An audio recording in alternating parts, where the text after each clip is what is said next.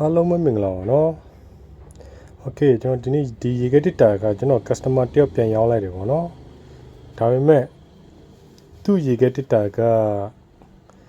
ယ်လိုဖြစ်လဲဆိုတော့ဒီရေခဲတစ်တာကကျွန်တော်ဒီရိုးရိုးဥစ္စာမဟုတ်ဘဲနဲ့ကျွန်တော်ဒီ inverter ဥစ္စာပေါ့နော် inverter ရေခဲတစ်တာပေါ့နော်တော့ inverter ရေခဲတစ်တာဆိုတော့သူ့ရေခဲတစ်တာကသူ့မှာကဘယ်လိုပြောမလဲဆိုတော့ကျွန်တော်တို့ဒီကောင် Panasonic နော်Okay, Panasonic သူရဲ့ model number က NRBL267 Okay ဒီကောင်ကသူချင်မှာဘာပြဿနာရှိလဲဆိုတော့ကျွန်တော်ပြောင်းဝဲလာတဲ့ဒါပေမဲ့ဒီကောင်မှာကသူက inverter box PCB box မပါဘူးပေါ့နော် PCB box ဒီနေရာမှာဘူးရှိတယ်ဒီနေရာမှာသူဘူးရှိတယ် PCB box Okay အဲ့ဘူးမပါတော့ကျွန်တော်တို့ကဘယ်လိုပြောမလဲဆိုတော့သူဒီကောင်ဒီ set တွေပါလေကျွန်တော်တို့ပြန်သုံးလို့မရဘူးပေါ့နော်ဒီဘုတ်မပါလာတဲ့အတွက်သူဘူးတွေပါလေဘာမှမရှိတဲ့အတွက်ကျွန်တော်တို့ဒီရေခဲတစ်တာကိုကဘယ်လိုပြောမလဲဆိုတော့ဒီရေခဲတစ်တာကိုက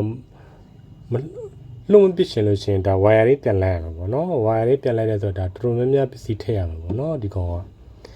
Okay ကျွန်တော်တော့ဒီကောင်လုံးဝပြစ်ပဲနဲ့လို့မပြစ်ပဲနဲ့ဒီကောင်ကျွန်တော် wiring ပြန်လိုက်မယ်ပေါ့နော်။ဘာလို့ကျွန်တော်ဒီ wiring ပြန်လိုက်လို့ရှိရင်ကျွန်တော်ဒီသူ့ wire တွေကျွန်တော်သုံးလို့မရတော့ဘူးပေါ့နော်။ဒီကောင်တွေအကုန်လုံးသုံးလို့မရဘူး။ပြီးလို့ရှိရင်ကျွန်တော်ဒီ inverter compressor ကောင်းနေသည့်တိုင်အောင်တော့ကျွန်တော်တို့ကဒီ wiring ရိုး wiring ပြန်လိုက်ဖို့အတွက်ဒီကောင်က PCB box ရှိမှဒီကောင်သုံးလို့ရမှာပေါ့နော်။ဒီကောင် inverter box ရှိမှသုံးလို့ရမှာ။အဲ့တော့ကျွန်တော်သူ့ compressor ကိုပဲကျွန်တော်လဲမယ်ပေါ့နော်။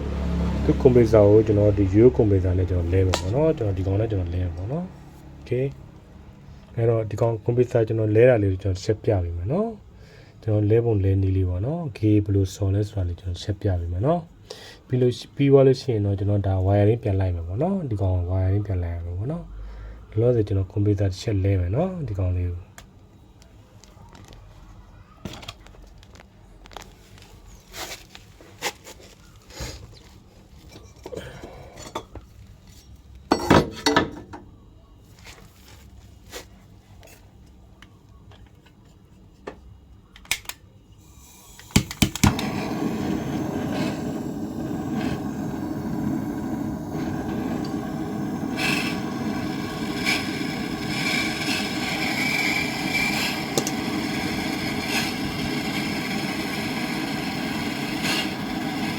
ဒီတစ်ချက်တစ်လုံးလုံးကိုကျွန်တော်တို့ဒီ wiring ပြန်လိုက်တယ်ဆိုတာအချိန်တော့ပေးရအောင်နော်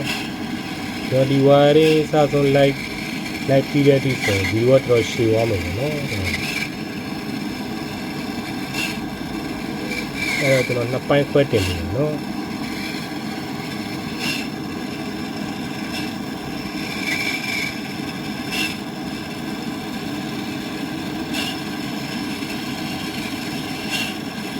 ဒီကောင်လေးတော့အပူပေးရတယ်နော်အပူပေးပြီးတော့ဒီ pipe ကိုကျွန်တော်ဖြုတ်တယ်စိတ်ရှည်ရတယ်နော်နည်းနည်းတော့စောင့်ရတယ်သူကမြများကျင်လို့ရပါတော့ဒါပေမဲ့ gas ညံတော့ပုံတယ်နော်ဒီနည်းနည်းတင်လိုက်နော် Okay ဒီလေးရေကြော်ကားတာပြစ်လာတယ်နော်ရေကြော်လာရင်တော့ဒီ pipe လေးဆွဲထုတ်လိုက်လို့ရတယ်နော်ရေကြော်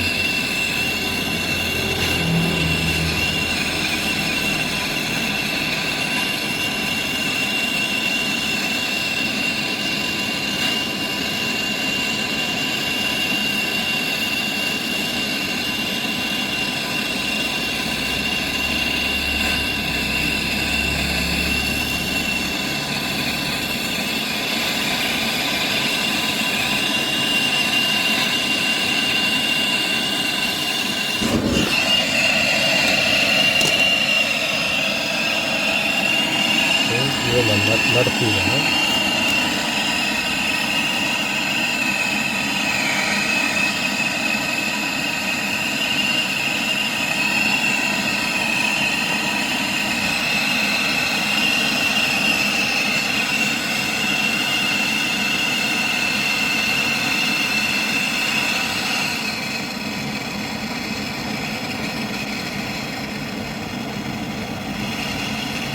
နော်မြန်ရင်လို့တော့မီးကိုမတရားလွတ်တင်တာပေါ့နော်ဒီတော့ဒီနည်းနဲ့ဒီကောင်လူမျိုးပေးတာပို့ပြီးရှင်ပြီနော်ဒီမတရားလွတ်တင်လို့ရှင်တယ်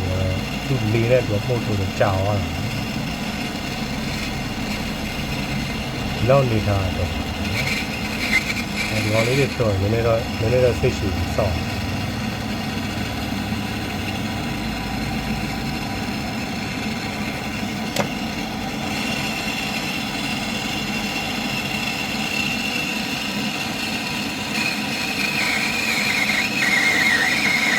ဒီ wire လေးပြန်လိုက်မယ်ဆိုဒီ inverter computer တွေ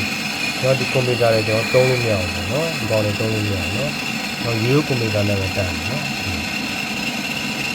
အဲ့တော့ကျွန်တော်ဒီကောင် Euro computer နဲ့တက်တယ်เนาะ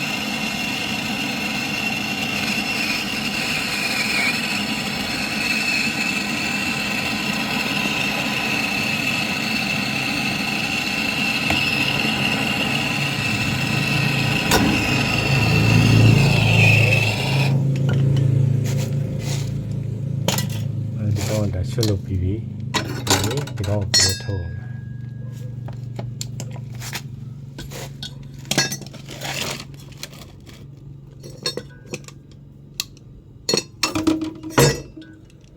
အောင်ကွန်ပျူတာလဲပုံလဲနီးလေးတစ်ချက်ပြပြီးတာပေါ့နော်โอเค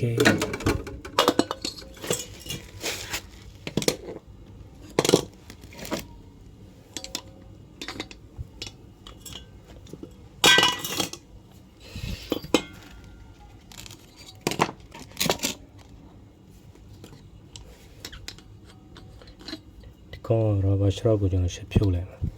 ဒီကောင်နည်းနည်းမြင့်နေဆိုတော့ကျွန်တော်ဆက်မှာပြန်တက်လိုက်မယ်ဒီကောင်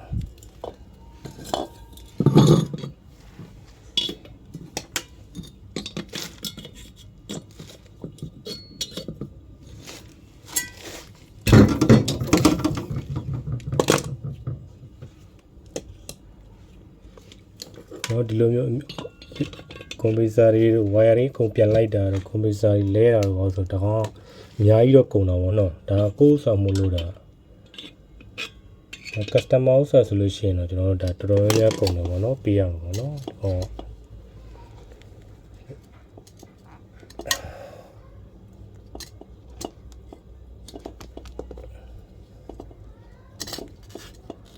ဘာလို့လဲဆိုတော့ကွန်ပျူတာလဲရတယ်ထဲထဲပစ္စည်းတွေဒီဝါယာတွေအကုန်လုံးကျွန်တော်ပြန်လိုက်ရတယ်ထဲထဲပစ္စည်းတွေတိုင်းမှာကျွန်တော်ထည့်တိုင်းမှာထည့်ရမယ်ဖြူတွေထည့်ရမယ်စင်ဆာတွေထည့်ရမယ်နောက်တစ်ခုကျွန်တော်ဒီသူကအထဲမှာသူကပန်ငါကကျွန်တော်ပန်ငါဒီရိုးပန်ငါမဟုတ်ဘဲနဲ့ကျွန်တော်ကသူက AC ပန်ငါမဟုတ်ဘဲနဲ့ကျွန်တော်ကသူက DC ပန်ငါဖြစ်နေမှာနော်အဲ့တော့ကျွန်တော်အဲ့ DC ပန်ကိုပြန်သုံးဖို့အတွက်ကကျွန်တော်တို့ကတခါ AC DC ကျွန်တော် circuit တစ်ခုထည့်ရမှာပေါ့နော်ဒီကောင်ပန်ကိုပြန်သုံးဖို့အတွက်နောက်တစ်ခုသူ့ထဲမှာမီးရ LED မီးဖြစ်နေတယ်နော် LED မီးအတွက်လည်းသူကကျွန်တော်တို့ DC သုံးဖို့အတွက်ကိုကျွန်တော်ကပန်အတွက်ရယ် LED မီးသုံးဖို့အတွက်ရယ်ကျွန်တော်တို့က AC DC circuit တစ်ခုကျွန်တော်ဒီထဲမှာအစားထိုးပြီးပြန်ဆင်းရတယ်ပေါ့နော်ဝါယာလေးပြန်လိုက်အောင်ဆိုလို့ရှိရင်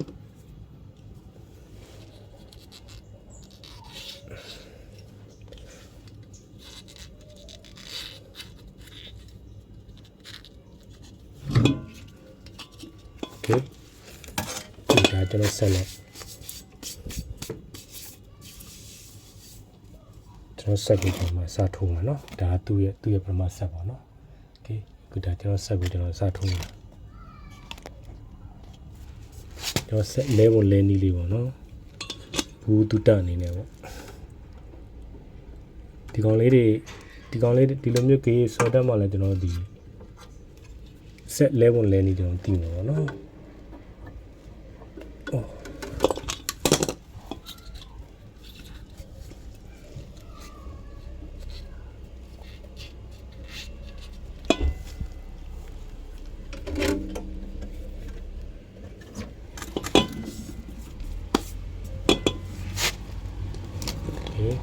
တော့ဒီပိုက်က ဒီဘက်ကပိုက်ကဒီကောင်ကဒါအပူပိုက်ပေါ့နော်ဒီကောင်โอเคဒီကောင်အပူပိုက်ကျွန်တော်ပူပိုက်ကိုကျွန်တော်ရင်ဆော်ပါနော်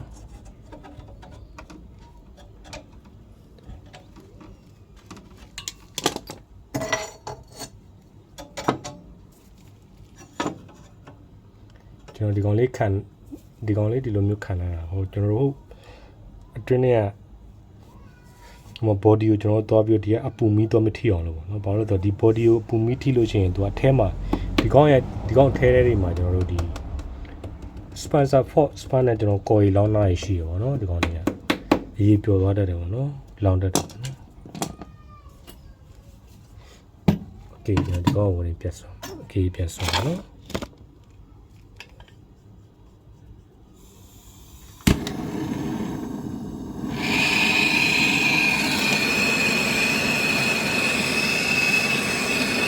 ဒီပြတ်ဆိုလို့ရှိရင်တော့ဒီ copper တန်ဒီလိုမျိုး copper တန်လေးတော့เนาะလောင်း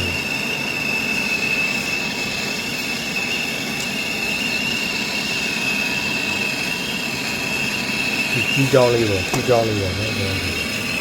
sorry တော့ပြောပါပါเนาะတော့ဒီကြောင်းလေးနဲ့တော့ပြတ်ဆိုရတယ်เนาะ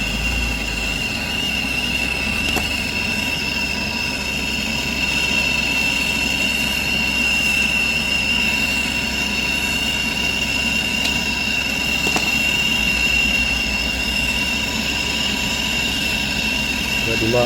မြင်နေရတယ်ပေါ့နော်ဒီမှာပူပြီးတော့ဒီကောင်လေးကအရေးပျော်တဲ့ပုံစံလေးဒီကောင်လေးမြင်နေရတယ်အဲ့လိုမြင်ရပြီဆိုလို့ရှိရင်ကျွန်တော်ဒီကောင်လေးထုတ်ပေးလိုက်ရအောင်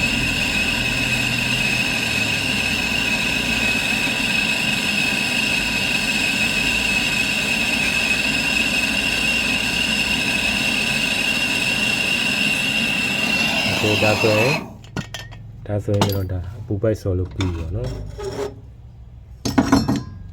ဘယ်ဆိုပြီးဒီမှာသူက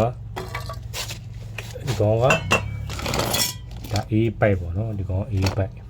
ဒီကောင်ဘွေကင်းဆိုတဲ့ကောင်ဟိုဘက်ကကောင်ကျွန်တော်တို့ဟိုလေးပြောမှဆိုလို့ချင်းကျွန်တော်လေမှုတ်တဲ့ကောင်ပေါ့နော်သူကကွန်ပရက်ဆာမှာကျွန်တော်တို့သူက2မျိုးရှိရပါတော့သူကွန်ပရက်ဆာမှာသူကတစ်ဖက်ကဒီကောင်လေဆုပ်တယ်တစ်ဖက်ကကျတော့သူကျွန်တော်ပိုက်ကြီးကကျွန်တော်ဒါလေဆုပ်တယ်ပေါ့နော်ဒီကောင် gas ကိုပြန်ဆုပ်ထည့်တယ်တစ်ဖက်ကကျတော့သူပြန်မှုတ်ထုတ်တယ်သူက gas ကိုကျွန်တော်ဒီဘက်ကကျတော့ဒီကောင်ကျတော့ကျွန်တော် gas ကိုသူပြန်မှုတ်ထုတ်တယ်ဒီကောင်ဒီဆိုတော့ကျွန်တော်ဆော်လိုက်တဲ့တန်ဒီကောင်ကျတော့သူ gas ကိုပြန်ဆုပ်ထည့်တယ်ဒီ compressor လေးကိုသူပြန်ဆုပ်ထည့်တယ်သူကဒီရတဲ့ဘောတရားလေးอ่ะပေါ့နော်โอเคကျွန်တော်အခုဒီကောင်တက်မယ်နော်ဒီကောင်ကျတော့ဒီကောင်အေးပိုက်ဟိုဘက်ကောင်အပူပိုက်ပေါ့နော်ပြောမစွန်းပြန်ဆုပ်ထည့်တဲ့ကောင် gas ဆုပ်ထည့်တဲ့ကောင်ဒီကောင်အေးပိုက်ပေါ့နော်ဟိုဘက်ကောင်မှုတ်ထုတ်တဲ့ကောင်ကျတော့အပူပိုက်ပေါ့နော်ကျွန်တော်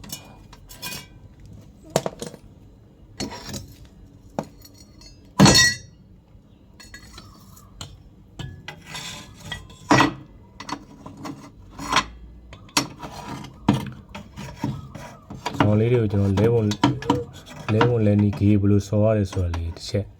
ဒီမျိုးတိထားတယ်ကျွန်တော်ဆက်လဲပြုနေရမှာအရင်အတုံးတဲ့တယ်ပေါ့နော်ဒီကောင်လေးလေ့လာထားလို့ရှိရင်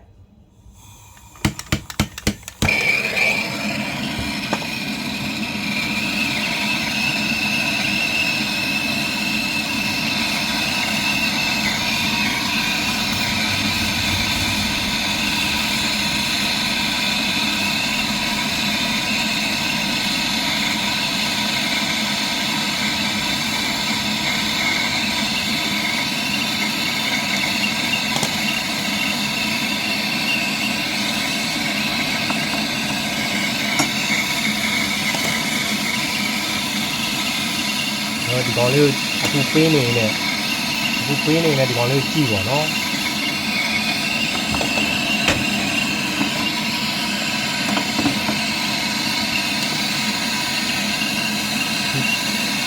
နည်းလေးဆောင်ပြီးတော့သူပေးနေတယ်ဒီကောင်မှသူကမြင်ရတယ်နော်တဖြည်းနဲ့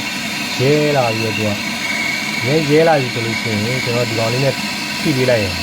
ဒီကြီးချောင်းလေးနဲ့ထိပေးလိုက်ဒီကြော်ပေးလိုက်ရအောင်နော် ok ဒါဆိုလို့ရှိရင်နှစ်ခုဆက်သွားပြီပေါ့နော်နှစ်ခုဆက်သွားပြီပေါ့နော်ကျွန်တော်တစ်ချက်ပြမယ်နော်နောက်ကျွန်တော်ကပ်ပြမယ်နော်ဒီမှာ ok ဒါဆိုကျွန်တော်လဲလို့ပြီးပါနော်ကွန်ပျူတာလဲလို့ပြီးသွားပြီပေါ့နော်